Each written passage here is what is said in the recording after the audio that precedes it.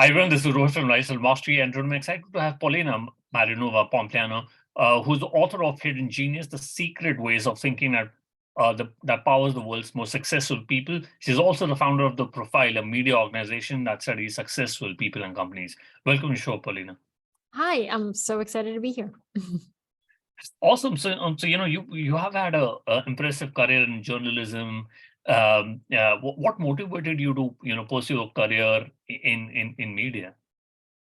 Well, so when I was little, growing up in Bulgaria, there was one time of the day that I hated, and that was like 6 p.m., 6 or 7 p.m. And that was when the nightly news would come on.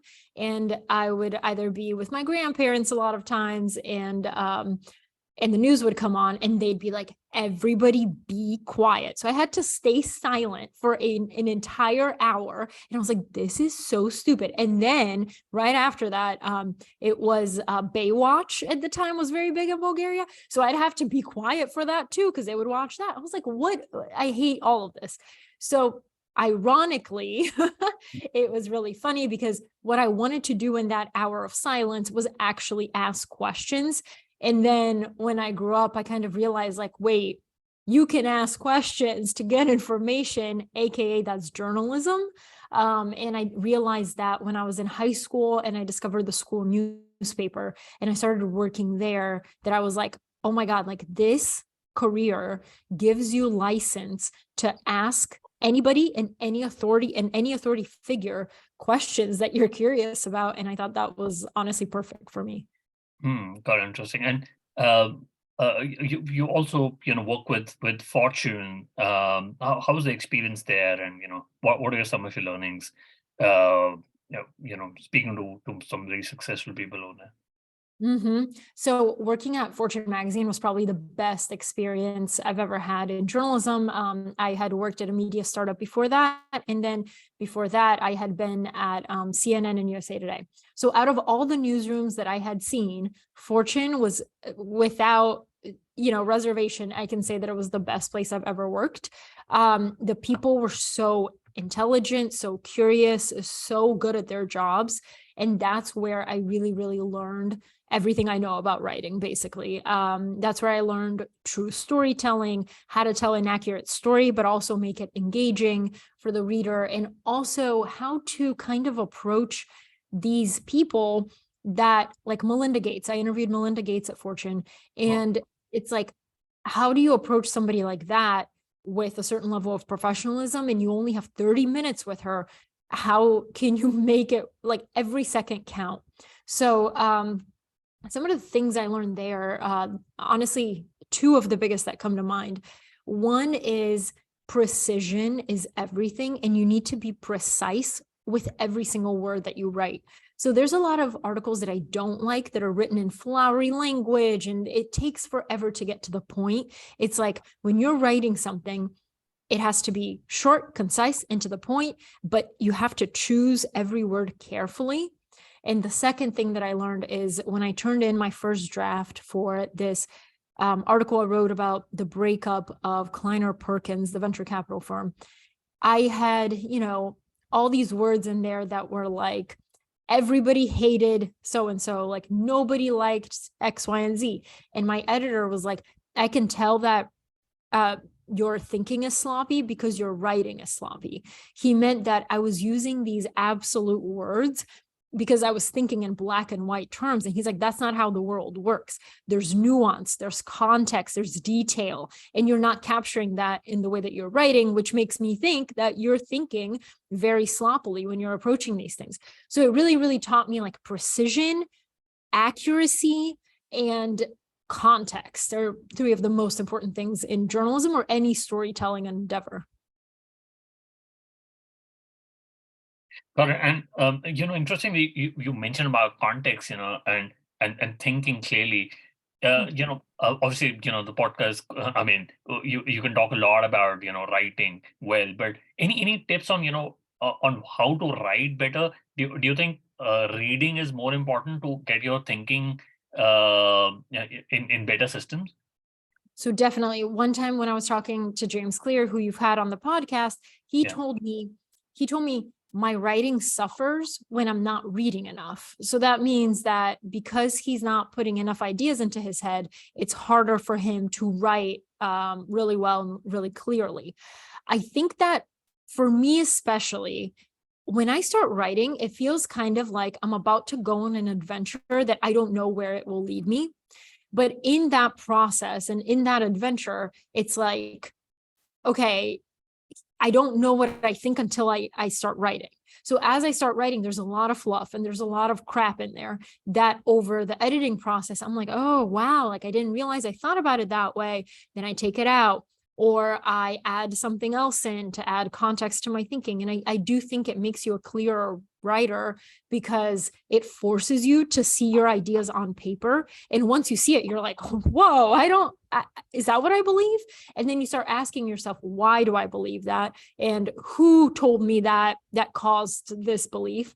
And you start kind of questioning yourself, which is good because then you can get to a more clear answer. And also, I always tell people, if you want to improve your writing by 50% right now, go through your piece of writing and just highlight every single word that is an absolute. So when you say everyone, no one, everything, nothing, all the time, never, those are words that are not, they just mean nothing. They're not true because it's never nobody's ever united. It's always like there's certain things. It's many people. Some people believe this, but others believe that.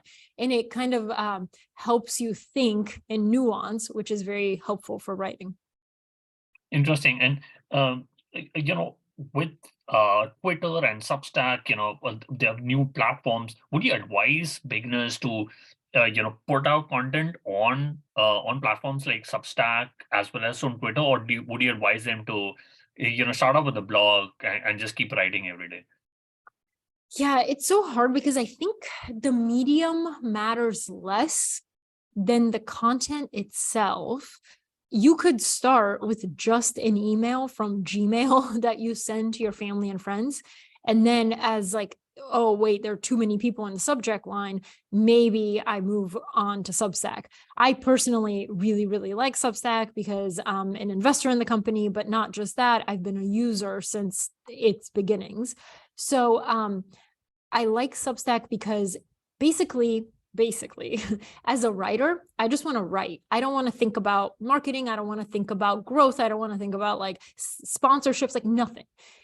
What Substack does, it takes care of the technical aspect and also of the payment layer. So you have direct subscriptions. People can pay you instead of me building a website, hiring somebody to like make sure that payments get through all this stuff that I don't want to think about. They do. So whether I have Substack to do that or I hire somebody external, it probably evens out about how much you pay them, because Substack takes a percentage of everything that you earn. So it's like the medium is less important than the idea. And once the idea starts working, then the medium becomes really important. But for me, Substack makes the most sense right now. Got it. Interesting. And you left Fortune and you started building profile. Why did you want to go into the startup mode? Yeah. So at Fortune, I had been writing Term Sheet, which is Fortune's daily deal-making newsletter. And I was covering startups and private equity and venture capital and all this stuff. And then I realized, like, wait a second, I'm writing about entrepreneurship, but it's kind of hypocritical in that I've never been an entrepreneur myself. I'm over here like analyzing these companies and criticizing, these VCs. We're like, I have never done that personally.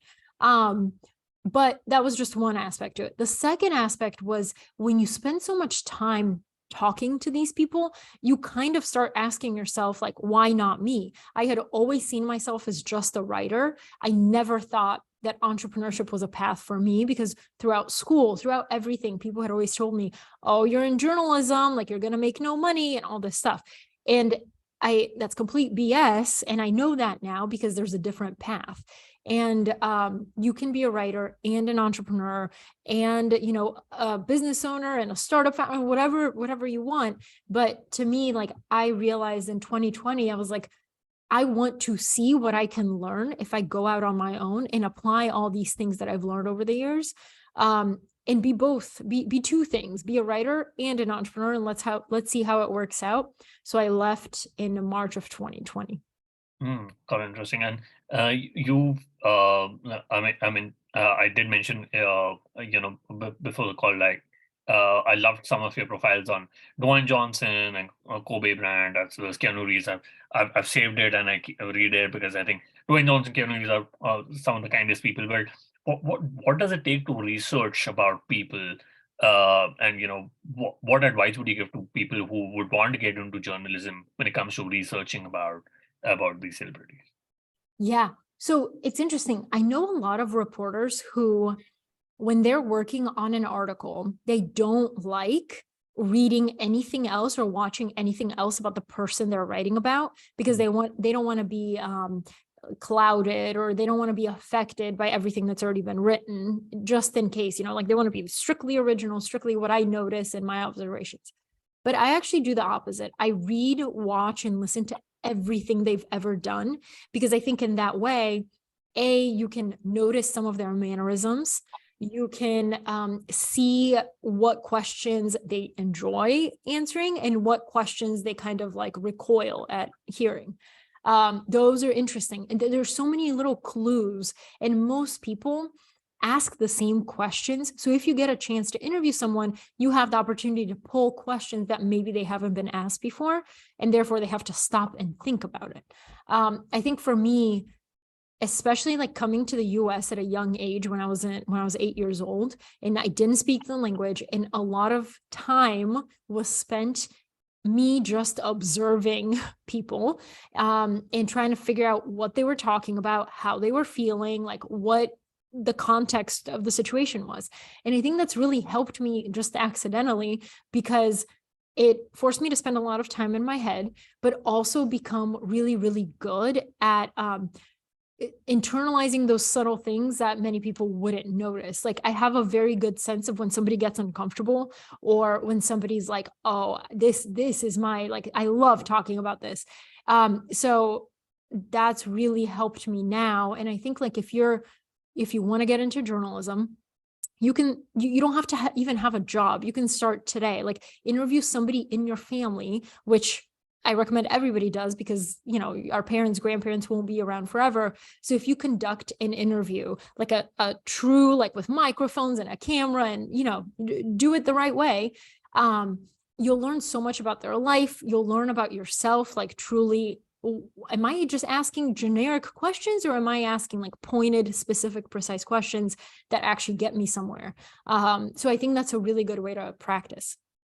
Got it. And how much time do you take to research about one person or one celebrity? Days, Uh-huh. sometimes weeks. I right now have a bank of 4 or 5 dossiers that I have already finished. So that allows me to take as much time as I need for other ones. So for example, tomorrow I'm publishing one on Judy Blume, who's an author of children's books.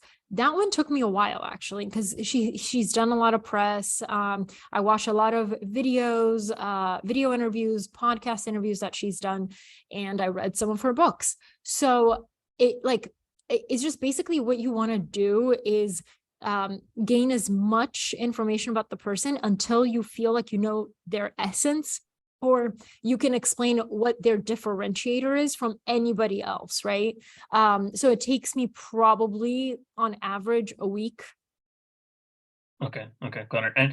And you've written a lot about performers, but what makes winners different from others? Yeah, like the top, what separates the top like 1%. Yeah. So it's so interesting. I mean, there's so many different things that I learned from talking to people, but I do think that one of the biggest things is that the most successful people, the ones who have been successful for decades or have gone on to do many different things, are the ones who aren't afraid of reinvention. And they know that even if they fail at something and fall flat on their face, they can always reinvent, or they can learn a new skill, or it's the idea of like betting on yourself. They're like, I know I possess the skills, therefore nothing can stop me from reaching whatever my passion is and achieving that. It's not, material success. Like it's not wealth or like possessions or like how big your house is. Like that stuff I don't think makes somebody successful. I genuinely think it's like, how many times have you failed? What have you learned from that failure? And what have you done the next time to apply the learnings into whatever iteration you do next? Got it. And are there any specific mental frameworks which help them, change the way they look at life and at world? Because sometimes when you have those setbacks and you grow a little older, it's difficult to get back on your feet. But are there any mental frameworks that you've realized others have? Yeah. So, okay, let's see which one. One of my favorite ones is this idea that pain is transformational if channeled in the right way. There's a chapter on mental toughness that I wrote, and I use several examples, one of them being David Goggins, who's an ultra athlete. He, came from very humble beginnings, and then he says he's built and not born. And he talks about the idea of voluntary suffering. So he'll create pain in his daily life on purpose so that he can get mentally strong. And one thing that he uses, that he talks about is you go into this dark room and you look in the mirror and you face your real self. So to him, his real self was lazy, overweight, a liar, like that's who he saw when he looked in the mirror. And he was like, okay, so what are you going to do tomorrow to start becoming this other version of yourself that you want to be? And that is painful. Like being in that dark room and actually facing all of the things that you don't like about yourself is really painful. But then another example is, for example, Courtney Dahlwalter, who's also, she runs really long distances, like over 100 miles. She is known to push through pain in terms of she's ran with like a bleeding head injury. She's hallucinated before, all this stuff, and she still somehow finishes. And not just finishes, but like wins the race. And she talks about this idea of like, that she personifies pain, and she knows that, oh, okay, I have this really long race. At some point in the middle, I'm going to come to the pain cave. And she visualizes pain as an actual place that she enters, but then also she's just as in control of when she leaves. So she's like, I know it's temporary. I have to get through this in order to get to the other side. And then finally, I use the example of Anthony Ray Hinton, who, it's not just ultra athletes that undergo pain. Obviously, it's a lot of times you're forced into painful situations against your will. So Anthony Ray Hinton was a Black man in the South, and he was wrongfully imprisoned for 30 years on death row for a crime he did not commit. So most people are like, oh my God, how do you not go crazy in that cell for 30 years by yourself? And his point is that basically you visualize. He visualized having tea with the Queen. He visualized winning Wimbledon. He read books were his escape. And so that really helped his mind just stay there. And so at the end of the chapter, I talk about how basically this dark room, whether it's Goggins's dark room, Courtney's pain cave, or Anthony Ray Hinton's actual prison cell, those are places of like metamorphosis. You go in one person, you face yourself, and you face like the worst part of yourself. It's very painful. It's awful. It's horrible. But if you come out the other side, and if you don't break in that room, you will completely transform. And I think that the most successful people on the planet have at some point faced themselves in some way like that, where they failed miserably and they're like, oh my God, how can I go on? And they emerged a better, like stronger version of themselves. Got it, interesting. And you talked about hidden genius. You've been running the profile. You're very successful over there. What made you write the book Hidden Genius, and what was your entire process of writing it? It was crazy because I think if I had myself sought out to write a book, I would have never done it because I never thought I would write a book. I thought I was much more, when you're in journalism, you very much think of like, oh, I'm really good at short form content, not long form, book length stuff. So this was in the beginning of 2021 when I was writing the profile, and I had written one deep dive on Melanie Perkins, who's the founder of Canva. And an editor at a publishing house in London reached out to me and was like, hey, I really like your stuff. Like, if your thoughts ever turn to writing a book, let us know. And I was like, my thoughts would never turn to writing a book. But I was like, I'm just curious about the process. So I got on a call with him and we talked. I just asked questions. Honestly, I never thought about it for me, but just like in general, how does this work? And then he could tell that he could tell that I was interested, but he could tell like I didn't want to do it. So he was like, why don't you just, write a paragraph about like, if you were ever to write a book, what would it be about, and send it to us and we can give you some feedback just for in the future if you ever want to write a book. And I was like, sure. And then I sent him that. Then he was like, oh, we really like that. Can you send us a sample table of contents? I was like, sure, that takes 20 minutes. I did that.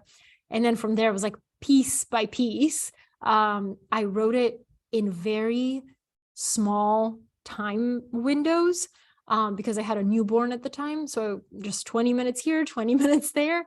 And then it kind of slowly snowballed into a book. But, like I didn't announce the book until it was available for pre-order because I genuinely did not think I would finish it.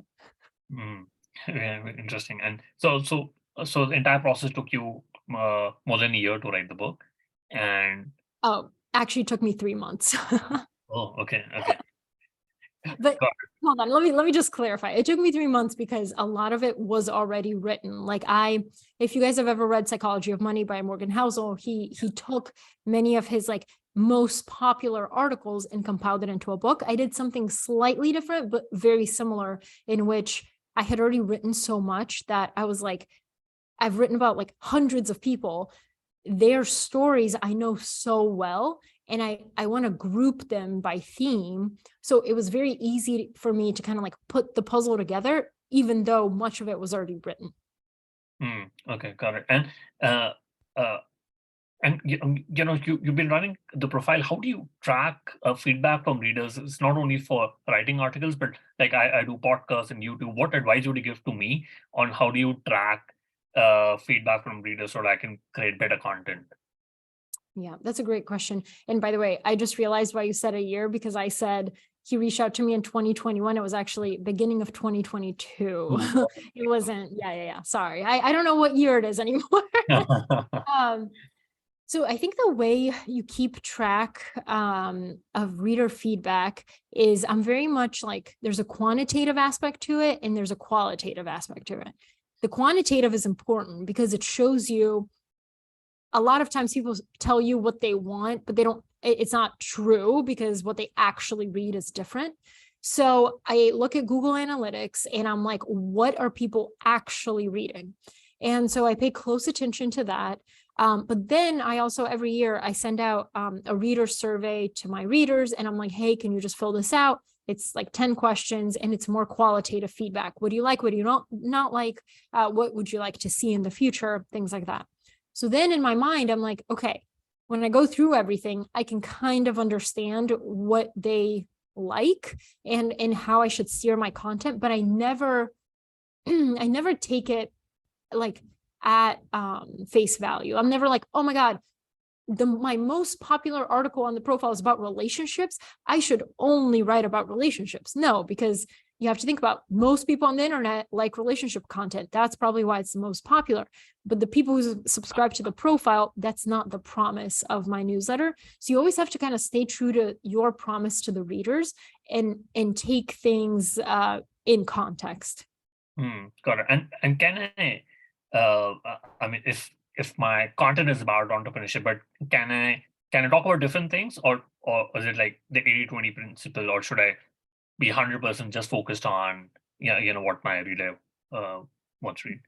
100% you should experiment. And I learned this from James Clear because he said, I asked him why he named like why he started writing on jamesclear.com instead of like about habits. And he was like, because in the beginning, I didn't know what I wanted to write about. So he wrote about everything, and he noticed that the habit content was really popular. So he started steering around that. But he would have never found out if he didn't just like write about an array of things. But also, like, if you write about entrepreneurship and also have other interests, entrepreneurship can always be a lens through which you see the world, but you can talk about anything related to entrepreneurship. Even, let's say, relationships is a good example. What does that have to do with entrepreneurship? Well, maybe there's Esther Perel, who's a relationship like expert. She has built an amazing business advising couples and startup founders on how to better manage their communication and relationships and whatever. So there's an angle for everything. You just have to be very like smart about how you do it.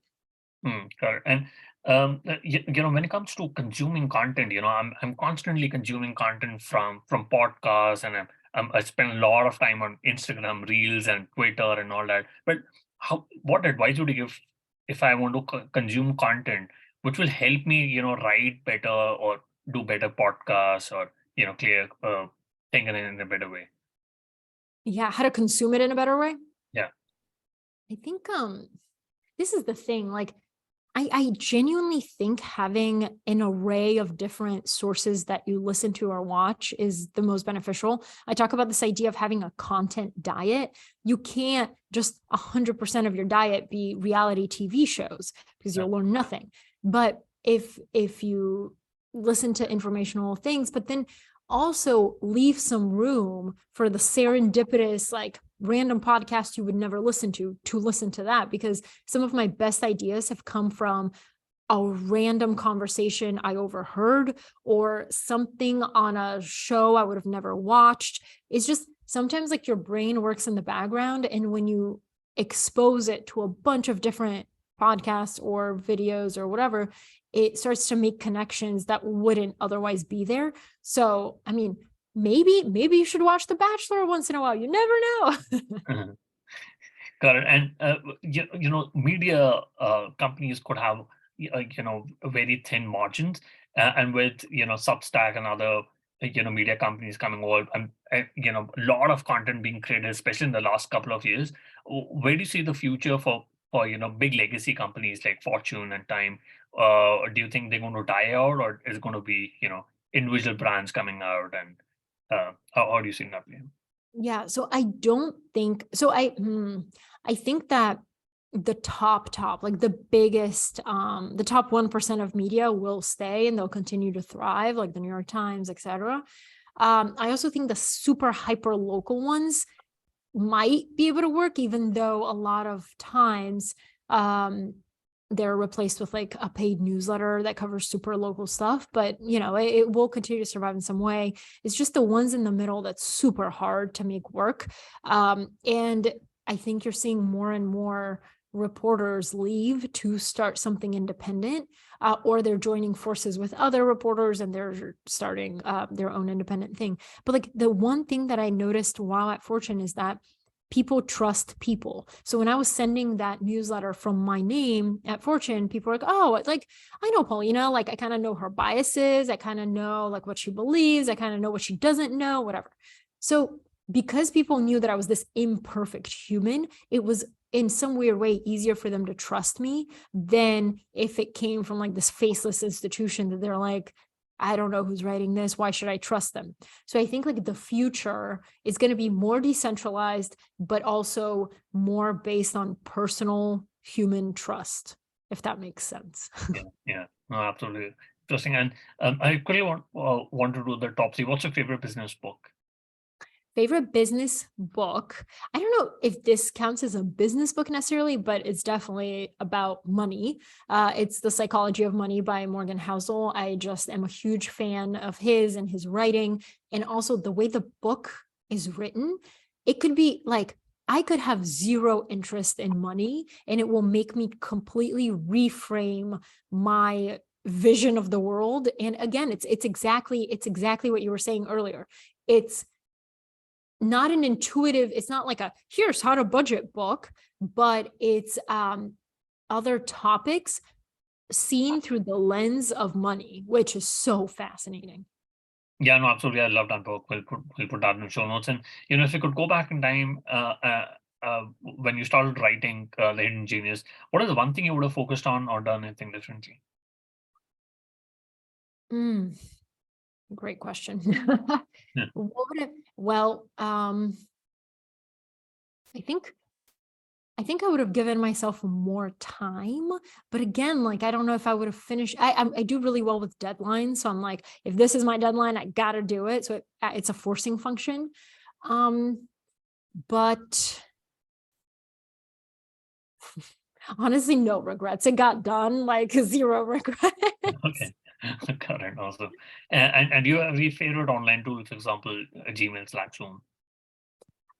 Favorite tool, right? Yeah. I think my favorite tool right now, at least, is Notion. I was like a Google Docs power user. But everybody was like, Paulina, if you like Google Docs, just try Notion. And Yeah. so, I like the little icons. I don't think I use it properly. That's the sad part. It's super disorganized and like, I'm sure there's a better way, but I just kind of like how it looks. Got it. We'll put that in the show notes. And what is the best way people can reach out to you and know more about your book, Hidden Genius? Yeah, you can reach out to me at Paulina at readtheprofile.com, or you can find the book at hiddengeniusbook.com. Got it. We'll put that in the show notes. Paulina, thank you so much for taking our time and speaking to us. I really enjoyed my conversation with you. Thank you so much. I loved it. It was a great conversation.